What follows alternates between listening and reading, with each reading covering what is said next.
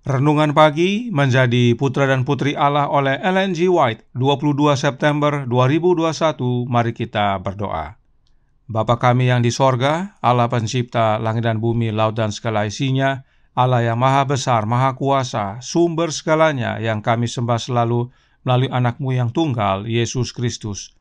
Terpujilah Yesus, anak Allah yang maha tinggi, yang adalah anak domba yang menghapus dosa dunia ini.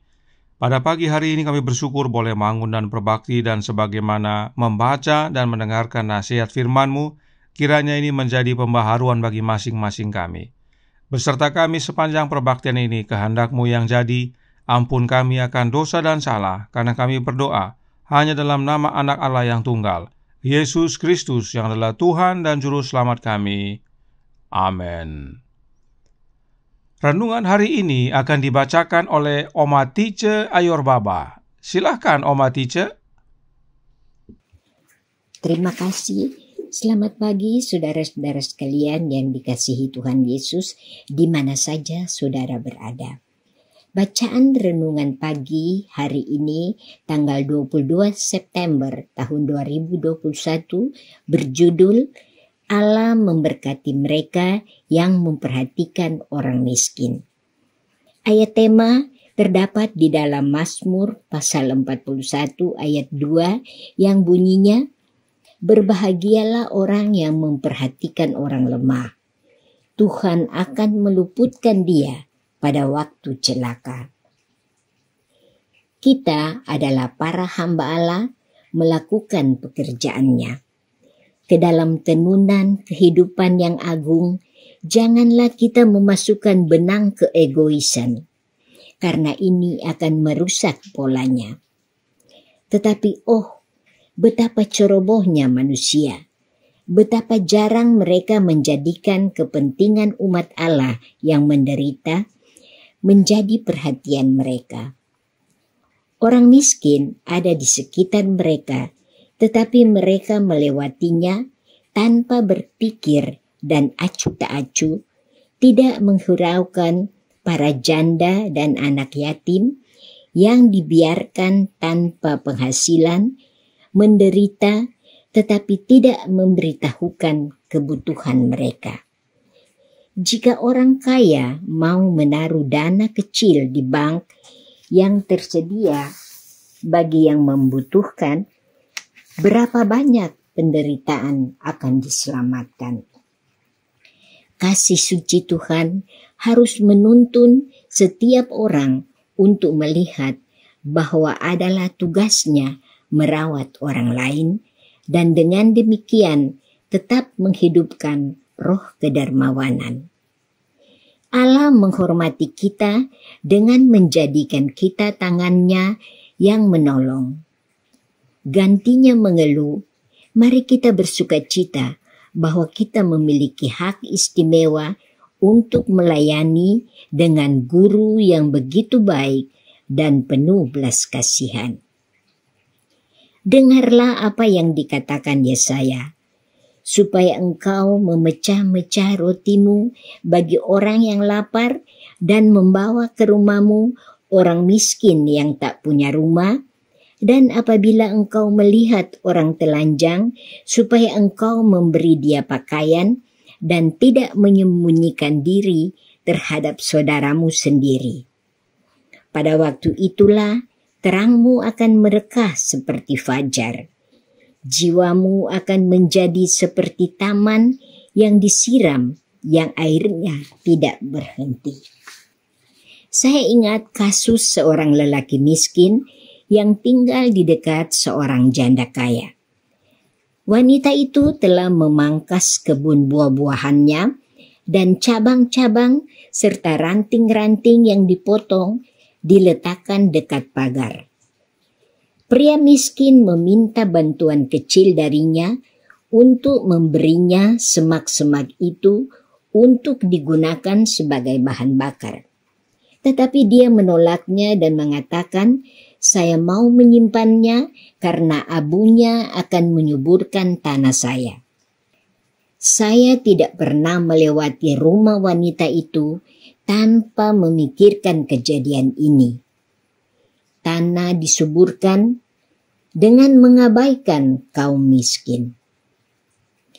Ketika ada kegagalan untuk menghargai kebutuhan umat manusia, keengganan untuk menjadi tangan Allah yang menolong, persembahan yang paling mahal, pertunjukan kemegahan yang hebat, sangat buruk di pemandangannya.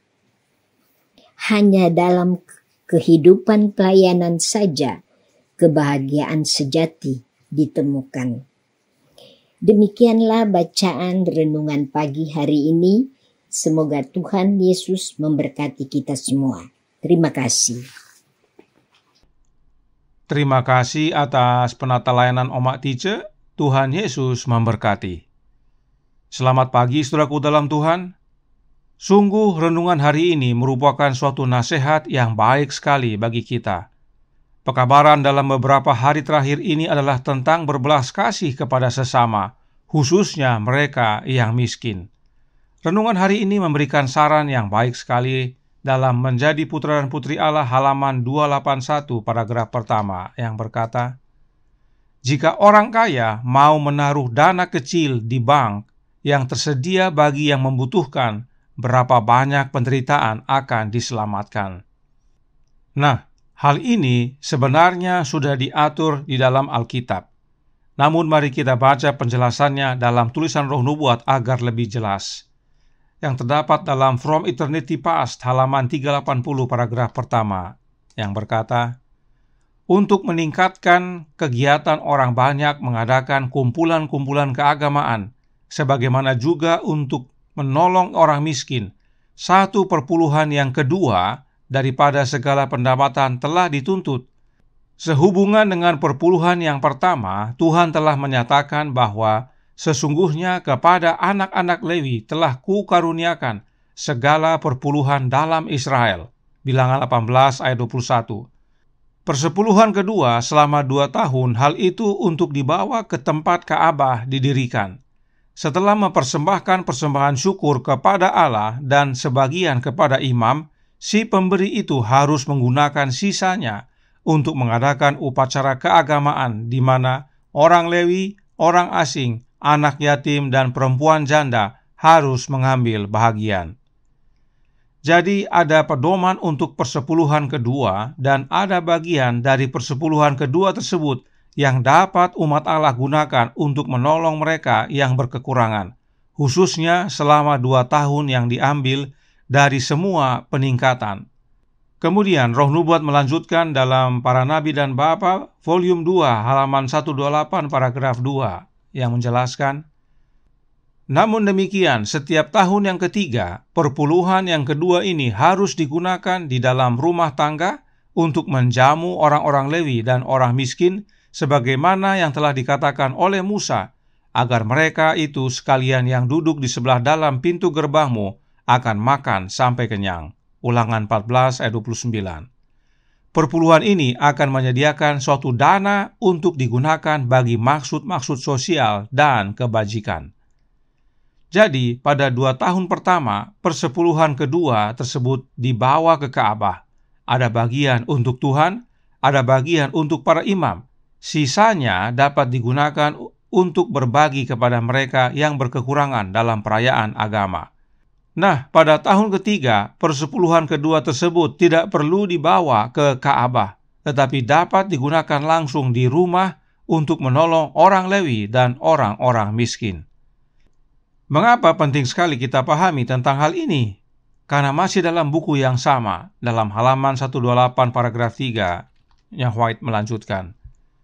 Sekalipun Allah telah berjanji akan memberkati umatnya dengan berkelimpahan, bukanlah rencananya bahwa kemiskinan akan sama sekali ditiadakan dari antara mereka.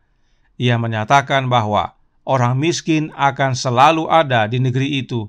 Di antara umatnya akan selalu ada orang-orang yang membutuhkan rasa simpati, kelemah lembutan, dan kedermawanan mereka.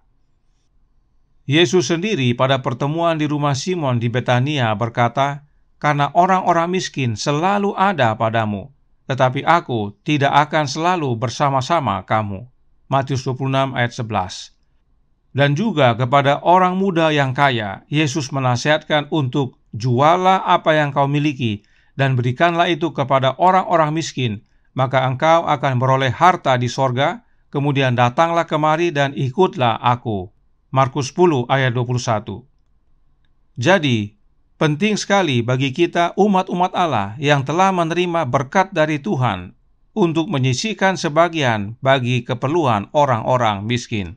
Sebab Roh Nubuat berkata dalam suratnya nomor 17 tahun 1898 paragraf 5 yang berbunyi, Allah adalah saksi atas semua transaksi di rumah dan di pasar. Kita melayani Dia dengan melakukan semua yang Dia perintahkan kepada kita, atau kita berpaling dari firman-Nya, berdosa melawan Dia dalam roh dan perbuatan. Dengan demikian kita menjadi penatalayan yang tidak setia dari kekayaan-Nya. Kita semua umumnya tidak sadar bahwa Allah melihat apa yang kita perbuat atas harta yang Dia percayakan kepada kita. Adakah kita melayani Dia atau kita melayani diri sendiri? Karenanya Roh Nubuat menasihatkan dalam Testimonies for the Church volume 7 halaman 226 paragraf pertama. Kemiskinan orang-orang yang kepadanya kita diutus bukan untuk menghalangi kita bekerja untuk mereka. Kristus datang ke dunia ini untuk berjalan dan bekerja di antara orang miskin dan menderita. Mereka menerima bagian terbesar dari perhatiannya. Dan hari ini, dalam pribadi anak-anaknya, Dia mengunjungi orang miskin dan membutuhkan, menghilangkan kesengsaraan dan meringankan penderitaan. Inilah pentingnya untuk memperhatikan orang miskin. Hal itu bukan hasil usaha kita, tetapi karena Kristus yang bekerja di dalam hidup kita. Sebab meski Yesus telah kembali ke sorga, tetapi Dia tetap mengunjungi orang-orang miskin melalui masing-masing kita saat kita pergi menolong orang-orang miskin di sekitar kita. Tidak heran Yesus berkata, Aku berkata kepadamu sesungguhnya segala sesuatu yang kamu lakukan untuk salah seorang dari saudaraku yang paling hina ini, kamu telah melakukannya untuk aku. Matius 25 ayat 40. Karenanya, Signs of the Times Juni 20 tahun 1892 paragraf 2 menyatakan, mereka yang memiliki Roh Kristus akan melihat semua orang melalui mata belas kasihan ilahi. Tidak peduli apa posisi sosialnya, tidak peduli apa kekayaannya, atau seberapa tinggi pendidikannya. Jika seseorang ada di dalam Kristus, dia tidak akan menjadi tidak baik, tidak sopan, keras hati, dan tanpa belas kasihan. Sungguh amat baik Allah kita itu.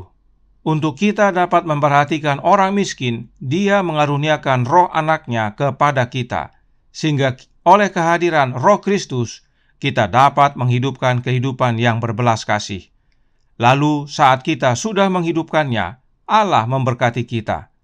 Jadi, kita sudah ditolong untuk melakukannya, dan bila kita melakukan, kita diberkati juga. Terlebih, kita beroleh kehidupan yang kekal. Karenanya, mari kita berdoa, agar Yesus pimpin kita untuk melayani orang miskin di sekitar kita, khususnya setiap hari Sabat.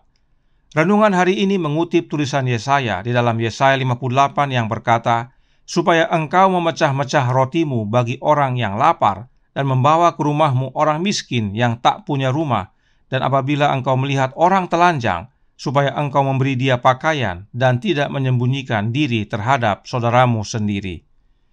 Yesaya 58 adalah tentang hari Sabat, dan yang paling sering umat Allah kutip adalah ayat 13 dan 14 yang berkata bahwa hari Sabat adalah hari kenikmatan.